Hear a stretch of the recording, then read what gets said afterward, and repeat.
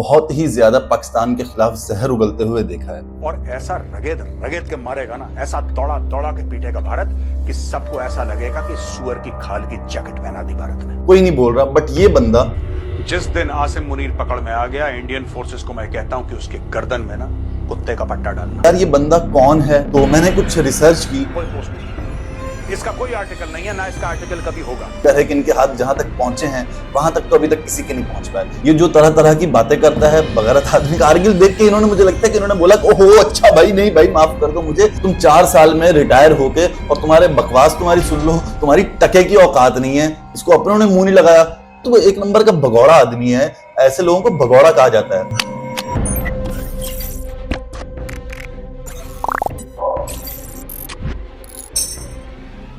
जी अस्सलाम वालेकुम, क्या हाल चाल? उम्मीद है सब खैरियत से होंगे। ये जो मौजूदा हालात चल रहे हैं पाकिस्तान और इंडिया के दरमियान, जो भी कशीदगी चल रही है, इसके दौरान हमने एक बंदे को बहुत ही ज़्यादा बोलते हुए, बहुत ही ज़्यादा पाकिस्तान के खिलाफ जहर उगलते हुए देखा है। और ये बंदा बहुत ही ज़्यादा हमारे ब्राउज पे, हमारे यूट्यूब पे, हमारे टिकटॉक पे, हर जगह जो है ना इसकी कुछ ना कुछ आ रही होती हैं चीज़ें। कोई नहीं बोल रहा, बट ये बंदा पै दर पै मतलब हमारे चीफ ऑफ आर्मी स्टाफ के बारे में और मतलब तरह तरह की बातें।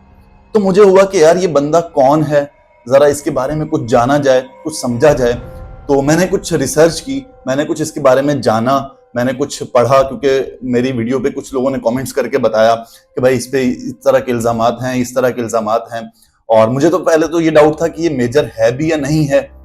मेजर गौरव आर्या की बात कर रहे हैं हम, जो कि आजकल बहुत ही ज्यादा एक्टिव हुए हैं और बहुत ही ज्यादा जहर उगल रहे हैं। मतलब वो हमला हो ना हो, जंग हो ना हो, बट इन्होंने अपनी तरफ से जो है ना हर चीज डिक्लेयर कर दी है। इन्होंने जंग भी डिक्लेयर कर दी है और इनके हाथ भी पता नहीं कहां कहां तक पहुंच गए हैं। हमें एक तो ये भी डर है कि इनके हाथ जहां तक पहुंचे हैं वहां तक तो अभी तक किसी के नहीं पहुंच पाए। तो इनके पहुंचे हैं तो इनका क्या हाल होगा, तो इसके बारे में मैं आज की वीडियो में थोड़ा सा बताना चाहूंगा। मैंने जो थोड़ी सी रिसर्च की, जो थोड़ा बहुत हमें मालूम हुआ, वैसे तो बहुत ज़्यादा किसी को मालूम नहीं है। इवन के चैट जीपीटी और इस तरह के जो भी प्लेटफॉर्म है, विकीपीडिया, जहाँ पे इस बंदे की बहुत ज़्यादा कोई इन्फॉर्मेशन नहीं है। वो बहुत ही कंफ्यूज है कि ये इतना खास आदमी है नहीं है। ये सिर्फ और सिर्फ पाकिस्तान के खिलाफ बोल बोल के जो है ना इंडिया में इस वक्त फेमस हो रखा है और मशहूर हो रखा है। तो मैं इसके बारे में आपको बताता चलूँ कि भाई ये मेजर लगाता है अपने नाम के साथ और अपने आप को मेजर कहते हैं ये।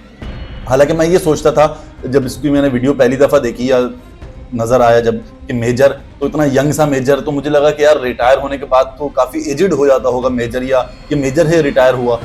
बट पता ये चला कि भाई ये भाईजान जो है वो 1994 में जो है वो इन्होंने कमीशन अप्लाई किया, एज अ कमीशन ऑफिसर वो हुए, रिक्रूट हुए इंडियन आर्मी में। और महज मतलब इसके जो आप बोल बच्चन और ये सारी चीजें सुन के, जो बढ़के सुन के आपको लगता होगा कि नहीं यार इसने बड़े बड़े कोई ऑपरेशन या बड़े बड़े पाकिस्तान के खिलाफ जो वो हुए हैं, पाकिस्तान इंडिया की जो आज तक जो लड़ाइयां झड़पें या जंग जिसको कह लें वो हुए, तो हो सकता है कि मुझे भी ये लगता था, मुझे पर्सनली ये लगता था कि यार इसने ना उसमें बड़ा कोई कलीदी किरदार अदा किया होगा या उनका ये कोई हीरो होगा। मतलब ऑब्वियसली होता है ना।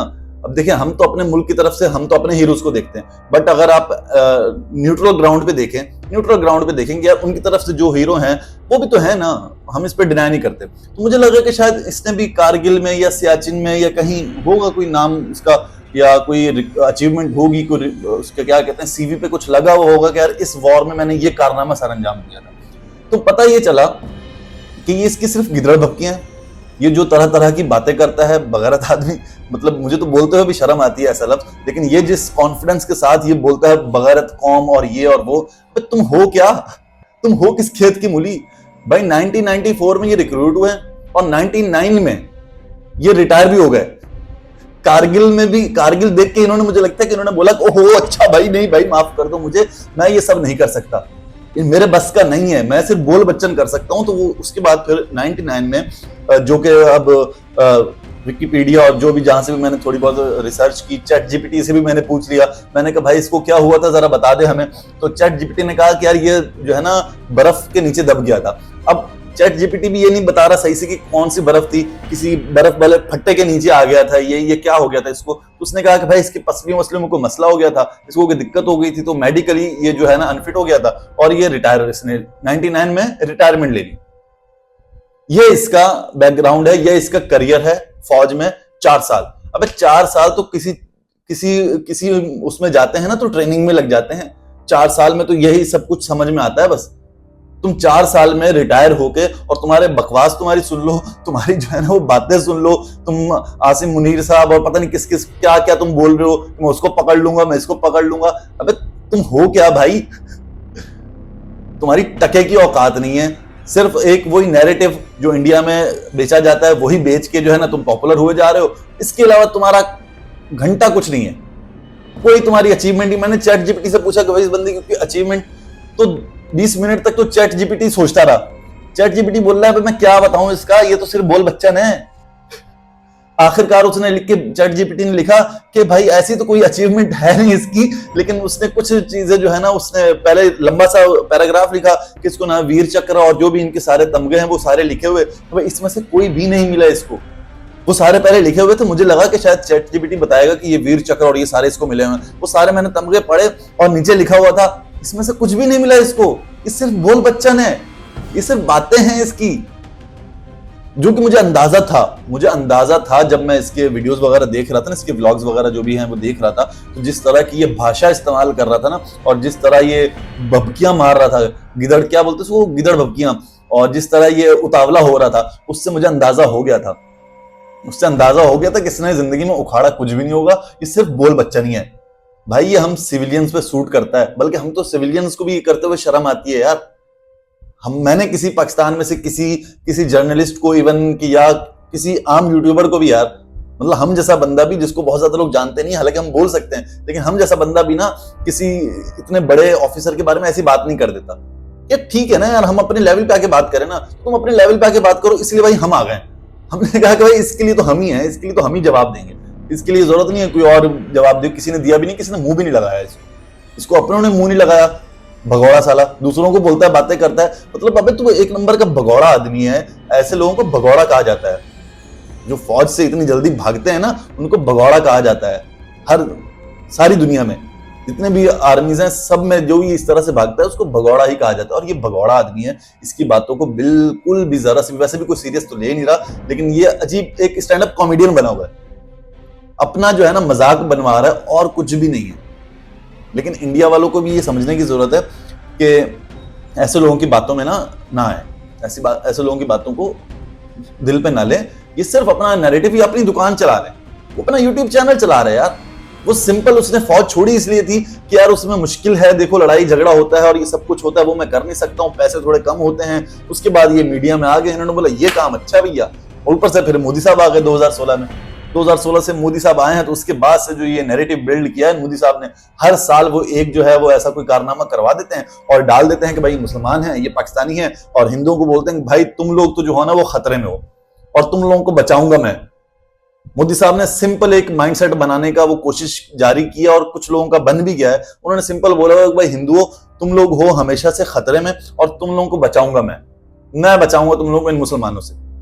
वरना उससे पहले ऐसा कुछ नहीं था, उससे पहले ऐसा कुछ नहीं होता था। मतलब एक लॉजिकल बात है। अब ये अगर पहलगाम, जिसका बहुत ज्यादा अफसोस है हम लोगों को कि यार नहीं होना चाहिए, दुनिया में कहीं भी होता है, एक आम इंसान या एक मासूम इंसान, उसकी जान की वक़्त है, उसकी जान की कदर है, अफसोस होता है। लेकिन कहने का मकसद ये है कि यार अब वो सारे ये कि मुसलमान पूछ के मारा, मुसलमान पूछ के मारा, अरे तो भाई ये तो हम भी कह सकते हैं ना कि ये मोदी की तरफ से है या इंडिया की तरफ से उन्होंने खुद ये प्लान किया है। मतलब मुझे एक बात और समझ में नहीं आ रही लॉजिकली कि 4 लोग जो इतनी आसानी से आपके यहाँ चले गए, सही है, वो तो कुछ भी कर सकते थे ना यार, वो जाके बम मार देते, वो कुछ और कर देते। उन्होंने 27-28 लोग, फिर उनको क्या मतलब कोई इनका गिनती पूरी कर रहे थे वो, यार सिर्फ 27-28 लोगों को मारना है हमने और किसी को कुछ नहीं कहना। वो तो फिर और भी तो इतने सारे लोग थे, तो जाते एक बम मार के आ जाते। या दूसरा वो ये जो इस्लामिक टेररिज्म, तो भाई वो एक ही दफा जब कई दफा घुस चुके हैं ना आप लोगों के मुताबिक कि भाई वो मुसलमान थे, पाकिस्तान से आए तो कई दफा घुसे, तो वो एक लिमिटेड टारगेट क्यों करते हैं? वो मुझे ये समझ में नहीं आ रहा। मैं ये सोच रहा हूं कल से कि यार वो फिर ये लिमिटेड टारगेट क्यों करते हैं कि जब आप एक जगह पे घुस गए हो तो आप तो फिर फाड़ दो ना, वो एक लिमिटेड क्यों करते हैं? ये सब पॉलिटिक्स है, सब जो है ना, सब कुर्सी के लिए होता है, सब कुर्सी के लिए होता है। वो कहीं